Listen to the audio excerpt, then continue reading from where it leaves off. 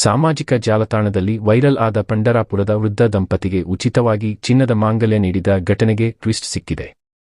ಚಿನ್ನದಂಗಡಿ ಮಾಲೀಕರು ನೀಡಿದ್ದು 1 gram gold ಲೇಪಿತ ಆಭರಣ, ಅದರ ಬೆಲೆ 3,000 ರು ಮಾತ್ರ ಎಂದು ಸ್ಪಷ್ಟಪಡಿಸಿದ್ದಾರೆ. ವೃದ್ಧ ದಂಪತಿಗಳ ಪ್ರೀತಿ ಕಂಡು ಕೇವಲ 20 ರು ಪಡೆದು ಮಾಂಗಲ್ಯ ನೀಡಿದ್ದಾಗಿ ಮಾಲೀಕರು ಹೇಳಿದ್ದಾರೆ. ಸಾಮಾಜಿಕ ಜಾಲತಾಣದಲ್ಲಿ ದೊಡ್ಡಮಟ್ಟದ ಮೆಚ್ಚುಗೆ ಪಡೆದಿದ್ದ ಮಹಾರಾಷ್ಟ್ರದ ಪಂಢರಾಪುರದ ವೃದ್ಧ ದಂಪತಿಗೆ ಉಚಿತವಾಗಿ ಚಿನ್ನದ ಮಾಂಗಲ್ಯ ನೀಡಿದ ಘಟನೆಗೆ ದೊಡ್ಡ ಟ್ವಿಸ್ಟ್ ಸಿಕ್ಕಿದೆ. ಅದು ಚಿನ್ನದ ಸರ ಅಲ್ಲ, 1 ಗ್ರಾಂ ಗೋಲ್ಡ್ ಎಂದು ಸ್ವತಃ ಚಿನ್ನದ ಅಂಗಡಿ ಮಾಲೀಕರೇ ಸ್ಪಷ್ಟಪಡಿಸಿದ್ದಾರೆ. ವಿಡಿಯೋ ವೈರಲ್ ಆದ ಬಳಿಕ ಚಿನ್ನದ ಅಂಗಡಿ ಮಾಲೀಕರನ್ನು ಮಾಧ್ಯಮಗಳು ಸಂದರ್ಶನ ಮಾಡಿದ್ದಾರೆ. ಈ ಸಂದರ್ಭದಲ್ಲಿ ಆ ದಿನ ನಡೆದ ಘಟನೆಯನ್ನು ಮಾಲೀಕರು ವಿವರಿಸಿದ್ದಾರೆ. ಮಾತ್ರವಲ್ಲದೆ ಅದು ಸಂಪೂರ್ಣ ಚಿನ್ನದ ಮಾಂಗಲ್ಯ ಅಲ್ಲ, 1 ಗ್ರಾಂ ಗೋಲ್ಡ್ ಆಗಿದೆ. ಅದರ ಬೆಲೆ 3,000 ರು ಎಂದು ತಿಳಿಸಿದ್ದಾರೆ. ವೃದ್ಧ ದಂಪತಿಗೆ 20 ರುಗೆ ಮಂಗಳಸೂತ್ರ ನೀಡಿದ ಗೋಪಿಕಾ ಜ್ಯುವೆಲ್ಲರ್ಸ್ನ ಮಾಲೀಕ ನೀಲೇಶ್ ಮಾತನಾಡಿ, ವೃದ್ಧ ದಂಪತಿಗಳು ಸ್ವಾಭಿಮಾನಿ ಜನರು. ಹಣ ನೀಡಿದ ನಂತರವೇ ಅನ್ನು ಪಡೆಯಲು ಬಯಸಿದರು. ನಾನು ಅವರ ನಡುವಿನ ಪ್ರೀತಿ ಕಂಡು ಹಣ ಬೇಡ ಎಂದು ನಿರಾಕರಿಸಿದೆ.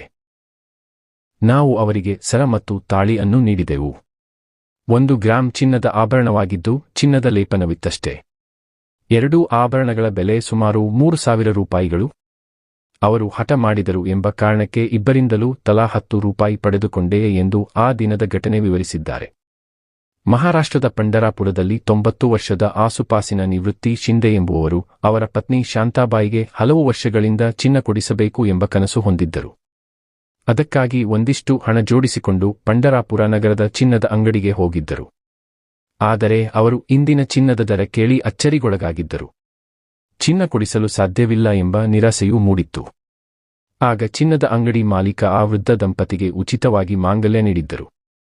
ಅಷ್ಟೇ ಅಲ್ಲದೆ ವೃದ್ಧರು ಕೂಡಿಸಿಟ್ಟುಕೊಂಡು ತಂದಿದ್ದ ಹಣವನ್ನು ವಾಪಸ್ ಕೊಟ್ಟಿದ್ದರು. ಚಿನ್ನದ ಅಂಗಡಿ ಮಾಲೀಕನ ಔದಾರ್ಯಕ್ಕೆ ಮೆಚ್ಚುಗೆ.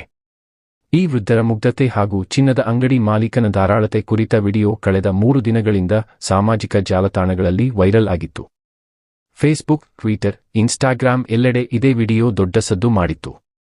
ವಿಡಿಯೋ ನೋಡಿ ನೆಟ್ಟಿಗರು ಕಣ್ಣೀರಿಟ್ಟಿದ್ದರು. ಜತೆಗೆ ಅಜ್ಜಿಯ ಪ್ರೀತಿಗೆ ಮೆಚ್ಚುಗೆ ವ್ಯಕ್ತಪಡಿಸಿದ್ದರು. ಚಿನ್ನದ ದರ 1 ಲಕ್ಷ ರೂಪಾಯಿ ಮುಟ್ಟಿದ್ದು, ವೃದ್ಧ ದಂಪತಿಗೆ ಉಚಿತ ಚಿನ್ನದ ಮಾಂಗಲ್ಯ ನೀಡಿದ ಅಂಗಡಿ ಮಾಲೀಕನ ಔದಾರ್ಯಕ್ಕೂ ಎಲ್ಲರೂ ಶಬ್ಬಾಷ್ ಎಂದಿದ್ದರು.